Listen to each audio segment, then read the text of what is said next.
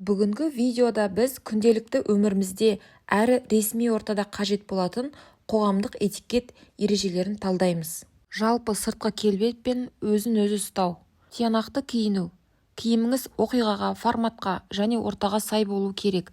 Ресми шараларда, мысалы мерейтой, іскерлік кездесу, классикалық үлгіге мән беру керек. Сымбатты қалыпты сақтау, тік отыру, арқаңызды тік ұстау, өзіңізге сенімділік пен өзгелерге сыйластық танытудың бір жолы. Шектен тыс көзге түсе бермеу, макияж, аксессуарлар және әшекейлерді ортаға сәйкес қолдану керек. Кемсіту, дөрекілік көрсету, ортадағыларға сын көзбен қарау немесе мысқылдау әдепке жатпайды. Артық дыбыс шығару, қатты күлу, қоғамдық немесе ресми шараларда шектен тыс шу көтеру ыңғайсыздық тудырады. Сәлемдесу және танысу. Алғашқы болып сәлемдесу. Ортада жасы үлкен немесе лауазымы жоғары адам сәлемдесуді бастаса да, кей жағдайда өзіңіз де алғашқы болып амандасуыңызға болады. Көзге тура қарап амандасу. Шынайы сыйластықтың белгісі. Қысқа әрі сыпайы таныстыру. Атыңызды анық айтып, қарсы жақтың атында дұрыс айтуға тырысыңыз. Ресми ортада сәлем деп жеңіл-желпі амандасу. Ресми кездесулерде сәлеметсіз бе, қайырлы күн деу дұрыс формалар. Қол алысып жатып, екінші қолыңызбен бірден иықтан қағу, тым жақын, ерсі көрінуі мүмкін. Қонақ күту және қонаққа бару. Алдын ала шақыру. Қонақтарды шақыру уақытын және орнын алдын ала хабарлаған дұрыс. Қонақтарға назар аудару. Қонақтың жайлы отыруы, сусын тамақпен қамтылуы үй иесінің міндеті. Кішіпейілділік таныту. Қош келдіңіз деп жылы жүзбен қарсы алу, кетерінде ризашылығыңды білдіру. Белгіленген уақыттан қатты кешігіп келу ыңғайсыздық тудырады. Рұқсатсыз қосымша адам ерту, ұйымдастырылған жоспарға қайшы келеді. Дастархан басындағы әдеп. Ас құралдарын дұрыс пайдалану. Пышақ оң қолға, шанышқы сол қолға. Сыртқы жақтан ішке қарай қолданасыз. Тамақты тауысып жеуге тырысу. Тағамды бағалаудың белгісі. Егер қосымша қажет болса, сыпайы түрде сұраңыз. Аузындағы тамақты жұтып болған соң сөйлеу. Тамақпен сөйлеу әдепсіз. Ас үстінде телефонмен ұзақ әңгімелесу. Қонақтарға құрмет таныту үшін дыбыссыз режимде ұстаған жөн. Тамақты қатты шалпылдатып жеу. Басқаларға ыңғайсыздық тудырады. Іскерлік хат алмасу және байланыс. Ресми үндеулерді пайдалану. Хатты құрметті, аты жөні, сәлеметсіз бе, аты жөні деп бастау. Қысқа нақты жазу. Басты ойды анық жеткізетіндей болсын. Ресми үлгіде аяқтау. Ізгі тілекпен, аты жөні, немесе құрметпен, аты жөні сияқты тіркестермен аяқтау. Смайликтерді көп пайдалану, бейресми қысқартулар енгізу. Іскерлік хатта ол тым жеңіл-желпі көрінеді. Тақырыпсыз хат жіберу. Электрондық поштаның тақырыбы міндетті түрде болу керек.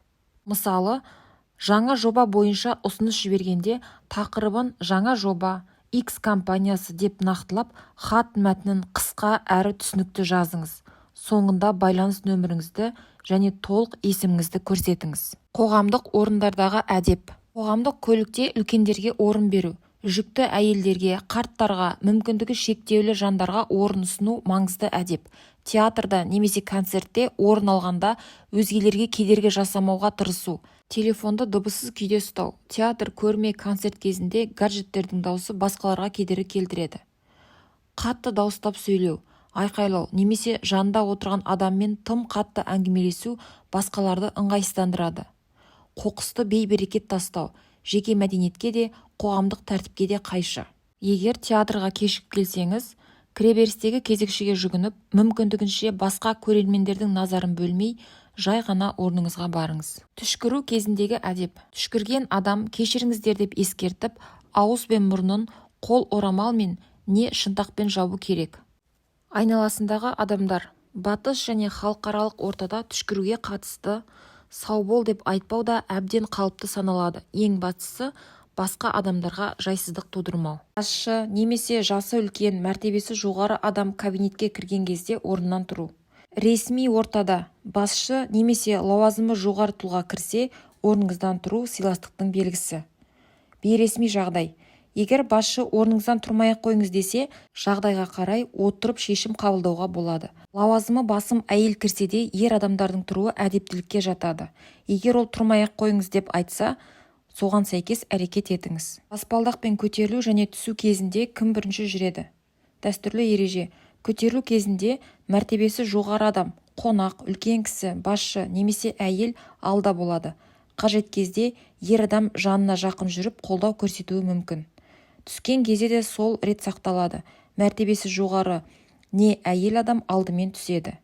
Қауіпсіздік ұстанымы. Кейбір халықаралық тәжірибе. Ер адам сәл артта қалып, сүрінген жағдайда көмектесетіндей болады. Ас болсын деп айтпау. Тек тамақ пісірген адам айтуы. Халықаралық және классикалық еуропалық этикет. Ас болсын деу үй иесі немесе аспаздың міндеті. Қонақтар бір-біріне айтпайды. Басшымен сөйлескенде 1-2 метр арақашықтық сақтау. Жеке кеңістік. Іскерлік қарым-қатынаста адамның жеке кеңістігін 1-1,5 метр, кейде 2 метр құрметтеу керек. Тым жақындап кетпеу. Басшымен әңгімеде бетпе-бет келіп, адамның ыңғайсыздануына жол бермеу керек. 1-1,5 метр шамасы ең қолайлы арақашықтық. Тым алшақ тұрмау. 2 метрден алшақ қашықтау салқындық немесе сенімсіздіктің белгісі болып қалуы мүмкін. Лифтке кіру, шығу этикеті. Кіру. Алдымен лифттен шығатындардың бәрін өткізіп барып қана кіру керек. Егер іште мәртебесі жоғары немесе үлкен кісі, әйел адам болса, оған бірінші жол беріледі. Шығу. Бірінші болып мәртебесі жоғары, жасы үлкен немесе әйел адам шығады. Өзгелерді сіз бірінші деп ишара жасаумен шығарып жіберу де әдептілік. Іште тұрған кезде телефонмен қатты сөйлеспеу, жеке кеңістікті сақтау басты қағида.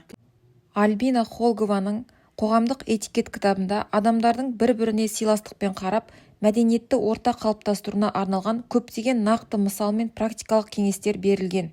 Бүгінгі тақырып сіздерге пайдалы болды деп сенемін. Егер бейнежазба ұнаса, лайк басып пікір жазыңыздар.